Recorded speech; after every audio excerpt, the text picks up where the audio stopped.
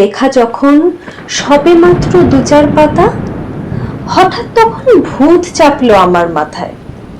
খুঁজতে খুঁজতে চলে গেলাম ছোটবেলার মেঘের মাঠে। গিয়েই দেখি চেনা মুখ তো একটিও নেই এ তল্লাটে।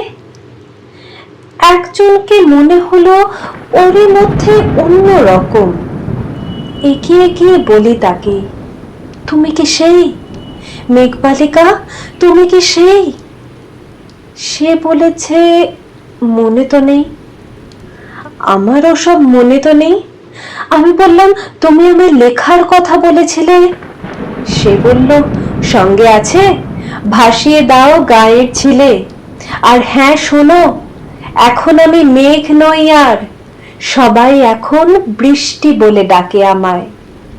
বলেই হঠাৎ এক পশলায় চুল থেকে নখ আমায় পুরো ভিজিয়ে দিয়ে অন্য অন্য বৃষ্টি বাদল সঙ্গে নিয়ে মিলিয়ে গেল খরস্রোতায়, মিলিয়ে গেল দূরে কোথায়, দূরে দূরে। বৃষ্টি বলে ডাকে আমায়, বৃষ্টি বলে ডাকে আমায়। আপন মনে বলতে বলতে আমি কেবল বসে রইলাম ভিজে একসা কাপড় জামায়।